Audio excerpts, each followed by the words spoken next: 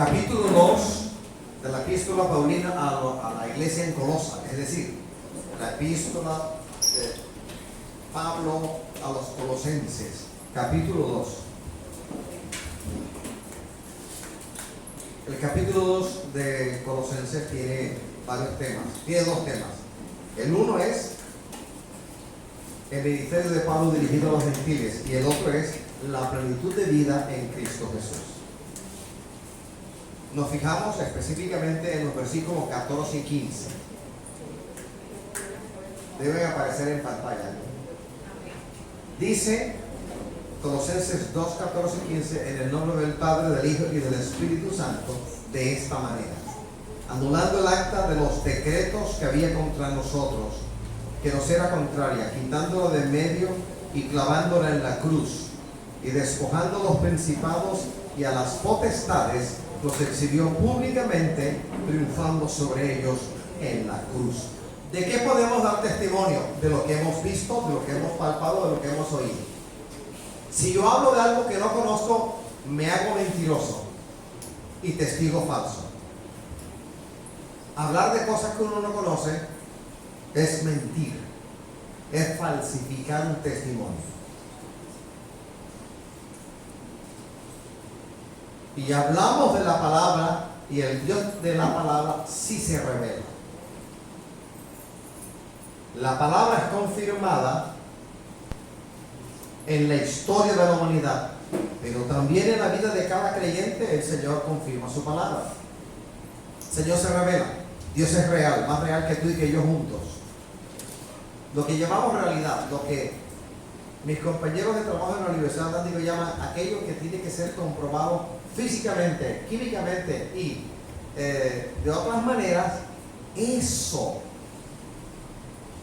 no detiene, no retiene al Dios de la creación. La mente tuya, la mente mía no va hasta allá, no llega. Sus pensamientos no son los nuestros ni sus caminos son los nuestros. Si cuando predicamos la palabra, estamos predicando al Señor de la palabra, y esta palabra se ha hecho realidad en cada uno de nosotros. Y nos acercamos al Señor porque Él se acerca a nosotros. De otra manera no estaríamos hoy aquí. De otra manera no habríamos nacido de nuevo. De otra manera estaríamos tan alejados del Señor Jesucristo.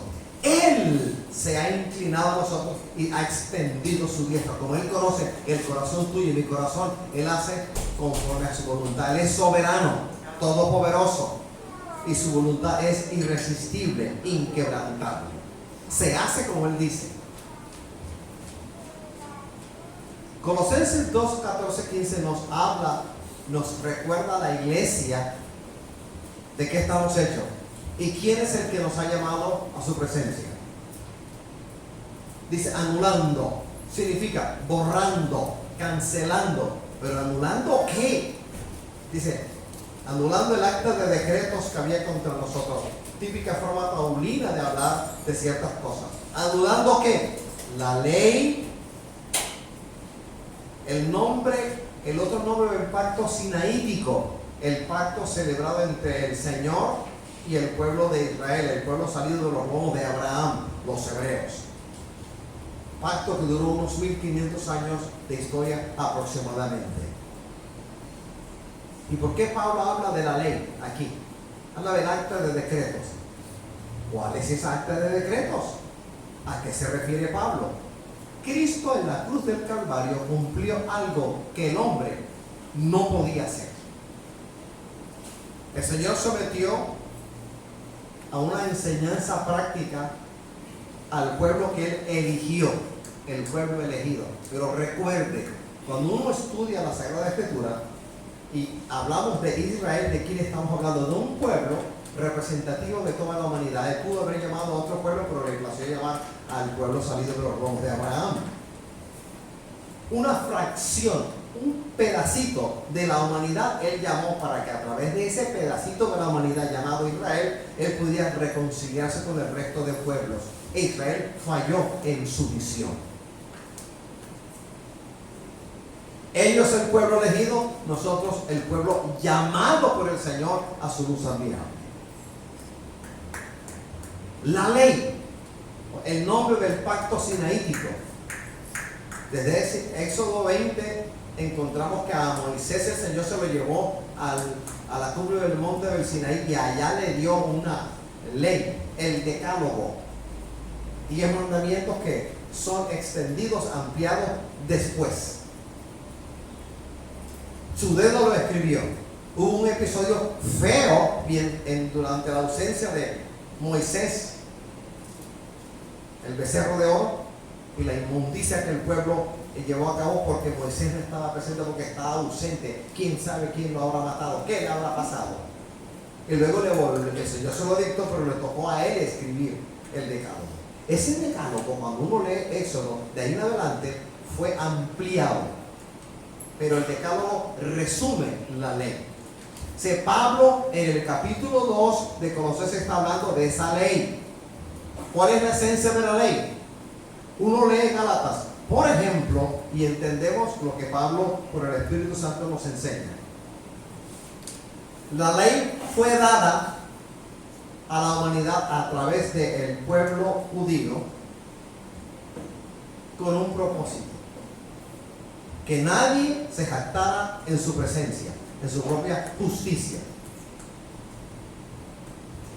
Que leyendo norma sobre norma, artículo sobre artículo, verso sobre verso, capítulo sobre capítulo, libro sobre libro, el hombre entendiese, que llegara a comprender la imposibilidad humana de cumplir todo lo que la ley demandaba. Imposible. Y aposta a propósito, el Señor constituye la ley en un ayo. Un ayo es un tutor. Un tutor es un maestro contratado por el padre para que le enseñe a los hijos las letras y para que le enseñase un oficio. Esa fue la ley. Tomar nombre de la mano primero al judío y luego al no judío, y empezó a decir: mira lo que dice la ley, no matarás, no adulterarás, no harás esto y no harás aquello. Pero haciendo esto, es decir, diciendo no lo hagas, el hombre, primero judío, luego el no judío, entendió que en él no estaba ninguna capacidad o facultad de cumplir el andamiaje total de la ley, que era: haz esto y haz aquello. Vamos a decirlo de otra manera. La ley, el conjunto, el andamio, la estructura de estatutos y decretos que el Señor le dio a través de Moisés al pueblo judío, nunca le dio al hombre la facultad, el poder para cumplirla. Demandando del hombre que lo hiciera, no le dio la capacidad, la facultad para cumplirlo. ¿Cómo explicamos eso? Profundidad de la sabiduría de Dios. Entonces entiendo que otro propósito de la ley era que el hombre fuese confrontado con sí mismo y se diese cuenta de que en él no había ninguna capacidad o facultad para cumplir lo que se le estaba pidiendo. En una ilustración diríamos: la ley se constituía en un espejo de cuerpo entero, bien clarito, para que el hombre se viese allí reflejado y para que se diese cuenta que no podía cumplir lo que se le demandaba. Con la mente, el judío y el no judío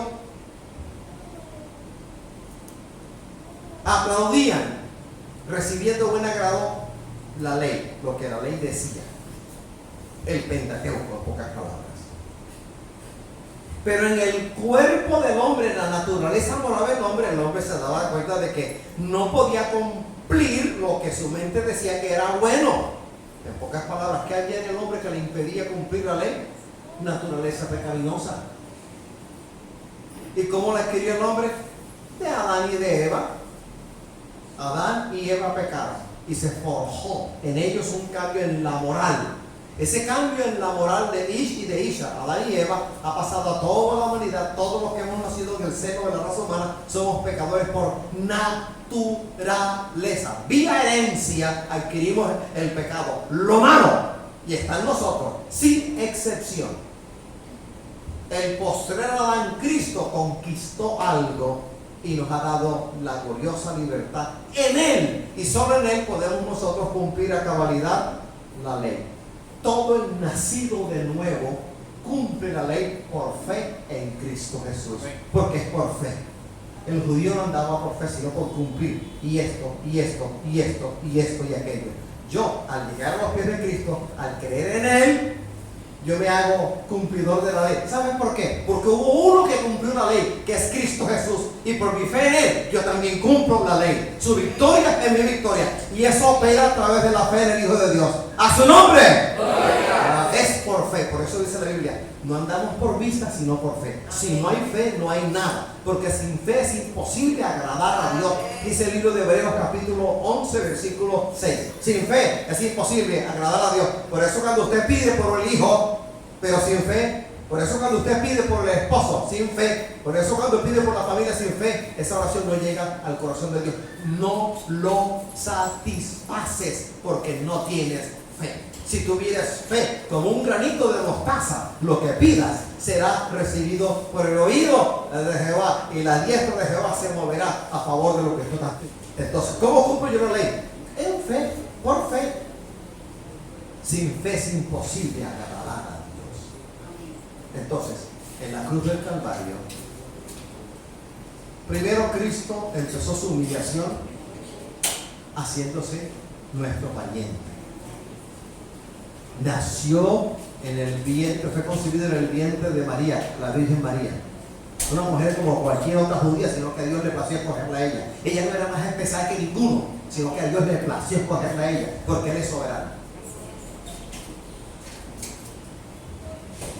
Ahí empezó su humillación, dejando su trono sempiterno de gloria y poder y majestad y luz, se hizo hombre, para que de esta manera cumpliera la ley. Hay un pedacito de la ley que dice, solo el pariente redentor, en griego, en hebreo bíblico es Goel, solo el pariente redentor puede redimir. El único que podía redimir, según la ley, era el pariente redentor. Por eso Cristo tenía que ser concebido en el vientre de una virgen. Por eso Cristo vino a redimirnos, no en espíritu como algunas doctrinas hediondas dicen, sino en cuerpo. Ya que la ley la dio él no podía incumplirla, él tenía que cumplirla. No he venido a abrogar la ley, sino a cumplirla. Lo ha leído en los evangelios sinópticos. Él no vino a abrogar, a anular, sino a cumplir. Y vaya que sí la cumplió. Entonces, por mi fe en el Hijo de Dios, el que murió no fue cualquiera. El Hijo de Dios murió en la cruz del Calvario. Se hizo hombre. Era 100% humano y nunca dejó de ser Dios. Era en carne que nos tenía que redimir, porque la ley lo enseñaba. Él cumplió la ley y por mi fe en Cristo yo la cumplo. Su victoria, muriendo en el Calvario, diciendo tetelestai, al final, tetelestai. Y luego dice, en tus manos encomiendo mi espíritu. Con la muerte expiatoria de Cristo, el Hijo de Dios, ocurrieron un montón de cosas maravillosas. Y coronó su obra expiatoria resucitando de entre los muertos.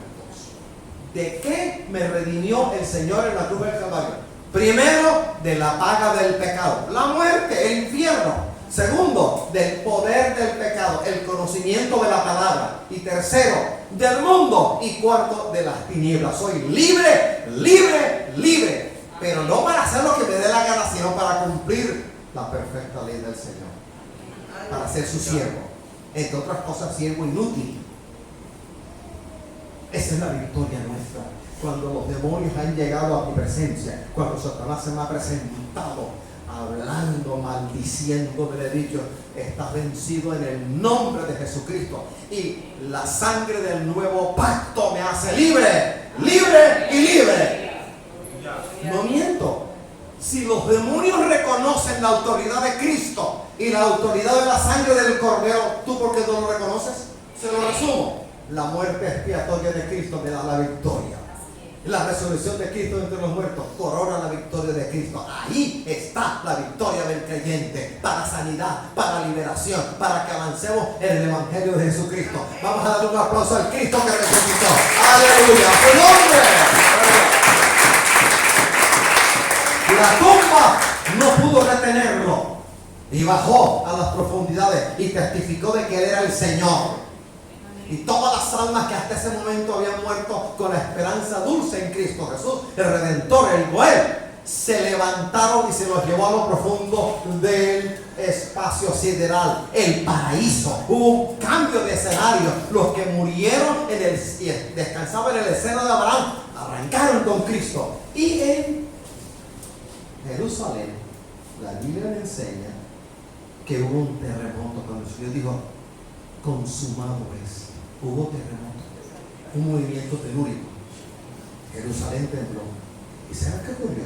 Las tumbas, que no son como las tumbas del Calancala o las nuestras, sino en la pendiente de ese pequeño promontorio llamado Jerusalén, ahí, en cuevas, con unas piedras inmensas tapándolas, allí hubo terremoto también y se levantaron. Y hubo espanto dentro de Jerusalén, porque muchos vieron a santos que murieron, habían muerto hace mucho, los vieron andando, caminando en un cuerpo diferente al cuerpo en el cual murieron. Alabado sea el Señor, a su nombre. El que hizo eso, ¿cómo tú me vas a decir que no está contigo hoy? Está contigo. Tratando con tu impaciencia, tratando con tu falta de fe, tratando con tu llanto tonto. No, cuando vayas a llorar, llora por la gloria del Señor, llora por su presencia, pero no llores por cosas por las cuales uno no debe llorar. ¿Qué anuló Cristo en la cruz del Calvario? La ley. Un código acusador, un dedo índice terrible, diciéndole al hombre: pecador, vas al infierno. Y llegó Cristo: el que cree en mí, vivirá. Amén. En la ley, ¿qué había en la ley? Justicia. No, Señor. Acusación y muerte. En la ley no había vida. Por eso dice Pablo, anulando el acta de decreto. Cuando yo esté, en muchas ocasiones estoy haciendo guerra espiritual, le digo a los demonios, anulando, y yo solo le cito la palabra, se la cito. Porque estoy hablando de una verdad grande que yo debo empuñar, que yo debo abrazar, que nada ni nadie me lo va a arrancar. Tus problemas, ¿qué son tus líos, tus problemas, tus dificultades, tu escasez, tus carencias ante semejante demostración de poder y de amor y de gloria? El Señor está contigo. ¿Quién contra ti entonces? Sino que hay un espacio en el cual el Señor está usando. El Señor usa un espacio en tu vida y en mi vida para disciplinarnos, porque necesitamos disciplina. Necesitamos enseñanza, exhortación, edificación, consolación. Porque si no nos disciplina el Señor cuando hay un milagro, seríamos capaces de decir: es que es por mi dedo, y no es por tu dedo, es por el dedo de Jehová. A Él la gloria, y para ti y para mí el gozo de servir. Levanta las manos, no aplaudo, pero levanta las manos. Levántalas. Con mucha pereza, sueño que tenga, levanta las manos y dile algo agradable al Señor si quieres en tu mente. Gracias, Señor. Gracias, Padre, porque tengo nombre de vencedor, porque mi nombre está escrito en el libro de la vida. Lo borraste del libro de la muerte. Me hiciste nacer de nuevo. Soy nueva criatura en Cristo Jesús. Soy más que vencedor. Aun cuando me ataquen, aun cuando venga lo que venga, soy más que vencedor. Y las puertas del Hades no prevalecen contra la iglesia, y las tinieblas contra la luz. Yo no sé. Alguien estaba orando ahora y decía que la luz de Cristo nos ilumine. Vea, hermano, cuando usted dice eso, yo creo que no tiene idea de lo que está diciendo realmente.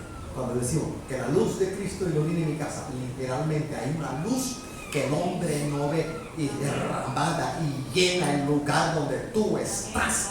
Y las tinieblas alrededor tienen que salir precipitadamente, algunos gritando porque no soportan la luz de Cristo. Entonces, ¿qué ley es la que puede operar en nosotros un cambio para que le sigamos a Cristo?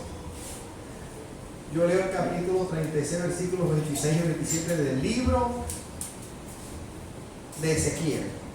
¿Qué dice la palabra? Ahí el Señor habla de dos cosas. El primer versículo nos habla de quitarnos el corazón de piedra y convertir nuestro corazón en corazón de carne, es decir, sensible. Y que el siguiente versículo que dice, y pondré mis estatutos en vosotros. Si el Señor no lo hace, nosotros no lo podríamos hacer. Y pondré mis estatutos en vosotros. Ese es el nuevo nacimiento, capítulo 3, el encuentro nocturno que Nicodemo, un principal de la sinagoga judía, tuvo con Jesús.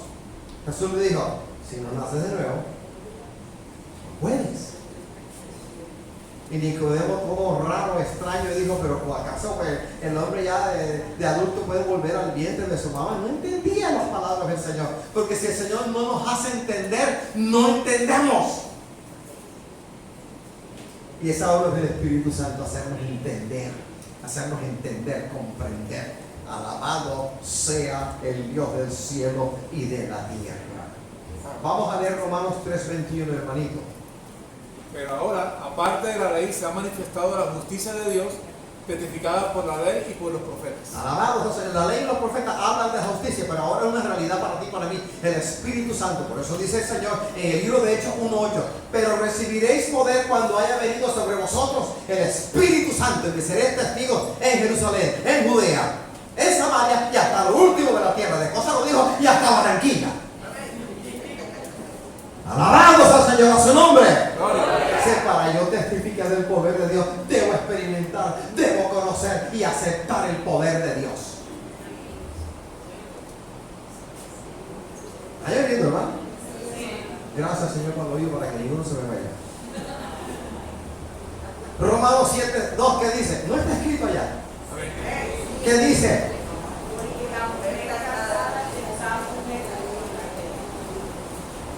Porque la mujer casada está sujeta por la ley al marido mientras esté vivo. Pero si el marido muere, ella queda libre de la ley del marido. Pablo utiliza una analogía, una comparación. El matrimonio y la unión entre el creyente y Cristo. La ley es esa.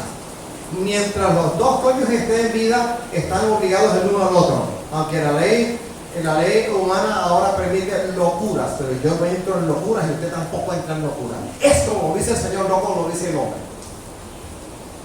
O sea, la analogía es entre el compromiso del hombre a la mujer, de la mujer al hombre. Cuando uno de los dos infringe la ley y quiere separarse,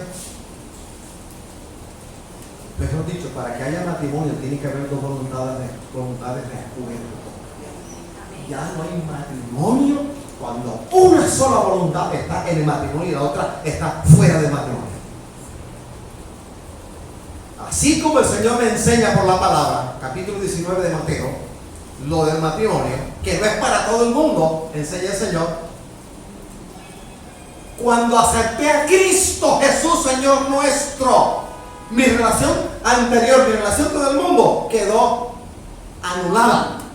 Yo no me debo a la vida anterior, no me debo a eso. Me debo al Señor que me rescató, que pagó el precio, que me llamó, que me hizo nacer de nuevo.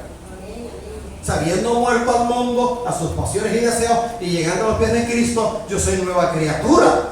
Me debo al Señor, no al mundo. Me debo no al carnaval, no al junior. No me debo a nada de las cosas que hacía antes de conocer a Cristo. Me debo a mi Señor que me tomó, no mereciendo como me tomó. ¿Cómo lo voy a defraudar? ¿Cómo lo voy a defraudar? ¿Cómo voy a defraudar al que me ha amado, al que me llamó, al que envió al Espíritu Santo, al que me hizo nacer de nuevo, al que me ha coronado de gloria, al que me ha hecho nacer de nuevo? ¿Cómo puedo defraudarlo?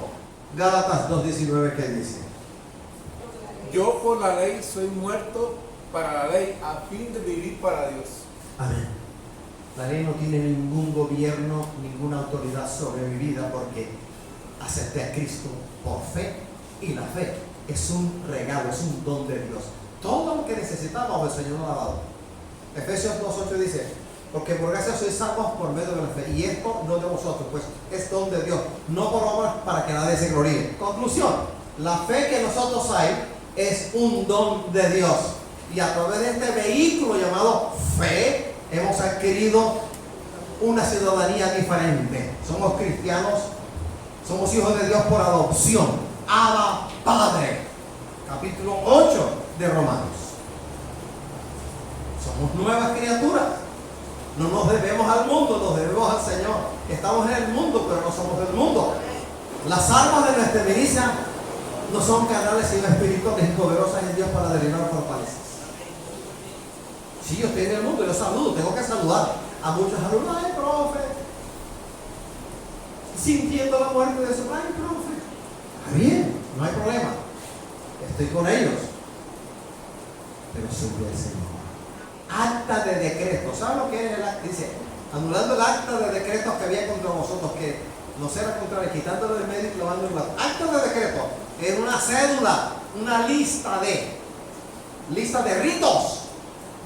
El famoso quirógrafo, lo escrito a mano. El decálogo es el resumen de la ley, los 10 mandamientos. A veces escuchando a ciertos compañeros de trabajo, la carne es débil. Ajá, y esa vieja que va por ahí. Ajá, por ese yo entiendo lo que me están diciendo. Que estando casados, ellos no quieren, porque reconocen que está malo que él sea adúltero.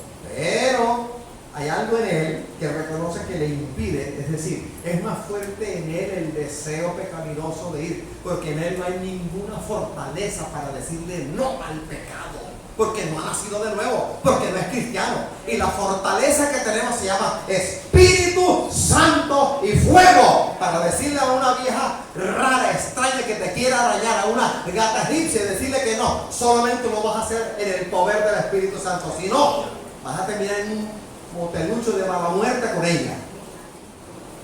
¿Cómo pueden los placeres temporales del pecado reemplazar la presencia de la gloria del Señor? Qué frase tan excelente en el capítulo 11 de Hebreos. Los deleites temporales del pecado, porque el pecado produce ganancia por un lado y placer por otro, pero son temporales. Llegan contigo hasta el día que te mueren. ¿Y después qué? ¿Y tu alma? ¿A dónde va? Gracias, Señor.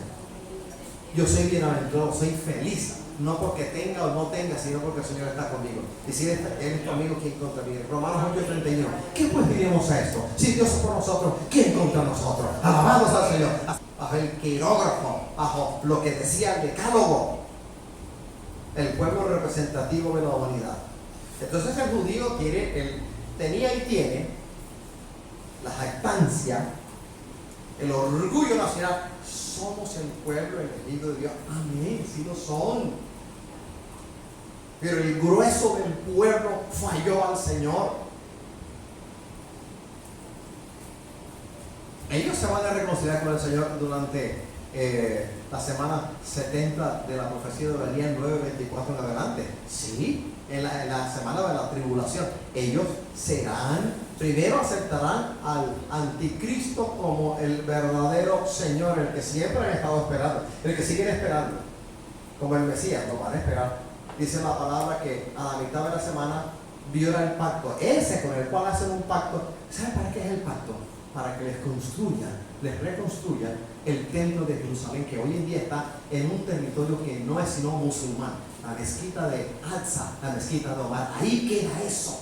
O sea, el hombre que llegue y haga ese prodigio, lo van a aceptar los judíos como el Mesías. A la mitad de la semana, es decir, 3 años y medio después de ese evento, pela el cobre y se muestra como enemigo de todo lo que tiene que ver, y van y persigue al pueblo judío. ¿Y sabes cómo serán salvos? Cuando el remanente diga Hosana, Hosana, así como montado en un borrico quiso entrar a Jerusalén, y solamente el pueblo, los pobres, con ramilletes, con palmas, lo recibieron unos niños. Hosana, tendrán que decir Hosana. Hosana significa salvación ya o sálvanos ya. Ellos se van a reconciliar, pero van a pasar por algo bien feo. Y no es todo el pueblo, sino el remanente, porque Dios es Dios de remanente. En los tiempos de Elías había 7,000 que no doblaban sus rodillas ante ningún Baal. Y en estos tiempos pasa igual. No es el grueso de la nación judía, no, son aquellos cuyo corazón le pertenece al Señor. En el momento del rato, no todo el que dice Señor, Señor subirá. Se van a quedar aquí un montón. Ellos y sus ovejas. Y las ovejas le van a preguntar, pero pastor, usted no nos predicaba esto. Uno le predicaba plata y plata y plata y plata. ¿Dónde está la plata que me quedé? Hubo rato y me quedé. ¿Qué explicación le van a dar? Pastor, usted decía que la esposa que teníamos, con la cual llegamos a Cristo, era la carnal, y que la que consiguiéramos por ahí era la espiritual, y nos quedamos, ¿y ahora quién? No todo el que dice Señor, Señor entrará en el reino de los cielos, sino el que hace la voluntad de mi Padre que está en los cielos. Capítulo 7, versículo 21 de Mateo. ¿Usted lo cree? Yo lo creo a rajatablas, a puntilla, letra por letra, lo creo, porque así es. ¡A su nombre! Oye, ¿cómo puedo ser yo cristiano evangélico solamente el fin de semana, y sobre todo cuando estoy en la iglesia, y el resto de la semana bandidón, mentirosillo, enamorador? No puede ser. No puedo ser hipócrita. No lo puedo ser. Romanos 3:19, ¿qué nos enseña? Pero sabemos que todo lo que la ley dice, lo dice a los que están bajo la ley, para que toda boca se cierre y todo el mundo quede bajo el juicio de Dios. ¿Puede el hombre adquirir salvación? No, por sí solo no puede. ¿Merece el hombre salvación? No lo merece. ¿Hereda el hombre la salvación? Tampoco la hereda. Un acto de amor de Dios en esta dispensación llamada dispensación de la gracia, la cual el Espíritu Santo, el otro consolador, el que está haciendo una obra primorosa entre nosotros, el verdadero vicario de Cristo. O sea, yo no lo puedo menospreciar. Qué pena, pero no lo voy a menospreciar. Que digan lo que digan, que estoy chapado a la antigua, que eso está predicando sectas antiguas es muerte. No, es vida. Ahora estoy pensando yo en Barranquilla, estoy pensando en mi gloria, allá en los cielos. Que yo sé que esto pasa el tiempo y esto desaparece, todo esto desaparece. ¿Y qué va a quedar? Va a quedar el alma desnuda ante el Dios que busca al hombre. Alabados al Señor. Yo le invito a que piense en la verdadera herencia. ¿Sabes de dónde eres tú? A mí hubo un cambio de ciudadanía.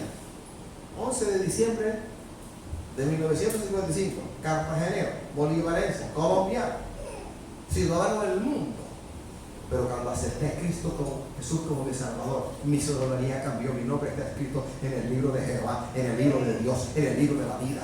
Mi ciudadanía desciende de los cielos, del cual estamos esperando a Jesucristo en el rapto de la iglesia. La incapacidad judía para cumplir la ley es la misma incapacidad de gentil para cumplir la ley, porque Dios no hace acepción de nadie. Aleluya. Tengo un montón de cosas que decir, pero voy a recortar el mensaje para que no se me canse. Diga, Señor, calla en la boca. Entre más digas calla en la boca, el Señor me da más palabras. Así que no sé qué más orar. Gracias, Padre. Anulando el acta de decretos que había contra nosotros, que nos era contraria, quitándola de medio y clavándola en la cruz. Y ahora viene algo especial. El versículo 15. ¿Saben lo que dice el versículo 15? Y despojando a los principados y potestades, los exhibió públicamente, triunfando sobre ellos en la cruz. Conozco a alguien, una mujer, a quien se le presentó Satanás y le dijo: te voy a arrancar la vida. Y ella sintió esa inmundicia contra ella, y el Espíritu Santo le dijo: di, Jesucristo ha resucitado, Jesucristo es el Señor. Y cuando lo dijo, esas figuras inmensas, como dice mi nieta, se chiquitó, se puso chiquito, y patitas para que tengo, porque no resisten la presencia del Santo de Israel. Recuerda, no es tu rostro, no son tus ojos, no es el ojo derecho marrón y el ojo izquierdo verde, no es tu presencia gallarda, no lo es la presencia sin igual del poder de Dios a través del Espíritu Santo en tu vida y en mi vida. Alabados al Señor. Gracias, Padre. Y despojando a los principados y potestades, Padre mío. El capítulo 16, el verso 8 del Evangelio según San Juan dice: hablando de Jesús, y hablando del Espíritu Santo, y cuando Él venga, convencerá al mundo de pecado, de justicia y de juicio. De pecado por cuanto no crees en mí, no me crees más. Pero al final dice, y de juicio por cuanto el príncipe de este mundo ha sido ya juzgado. El Calvario para mí tiene dos significados bíblicos. Primero, la redención de la humanidad, de todo el que cree en Cristo Jesús. Y segundo, que Satanás, el enemigo de nuestra alma, fue juzgado y por supuesto hallado malo. Hay un tiempo para que el infractor de la ley, para que el enemigo de Dios haya sido juzgado, hallado malo, sentenciado y que ande por ahí porque poco tiempo le queda. Él sabe que poco tiempo le queda. ¿Cómo sé yo que le queda poco tiempo? Por la palabra y porque el Espíritu Santo lo revela. ¿Y cómo saben los brujos y brujas, sobre todo los santeros, que queda poco tiempo? Porque cuando habla del rapto de la iglesia, ¿sabe qué dice? Hay un tiempo, porque los demonios se lo han dicho, hay un tiempo durante el cual vamos a estar escondidos, vamos a estar apartados y luego volveremos. ¿Y sabe a qué se refiere? ¿Sabe a qué se refiere? Milenio. Dice que un ángel descendió de lo alto y con una cadena encadenó a Satanás. Si ellos hablan de eso, tú y yo, ¿por qué no lo estudiamos? Tú y yo, ¿por qué no lo creemos? Vea, hermano, un modo antiguo de cancelar deudas o pagares, ¿sabes cuál era? Se cogió un clavo, y los clavos no son los que compramos aquí en ferretería moderna, no, un clavo terrible, un clavo, y se ponía en contra del papel de la escritura, se clavaba así, lo rompía y se metía. Así era declarado. Eso está pagado, eso está pagado.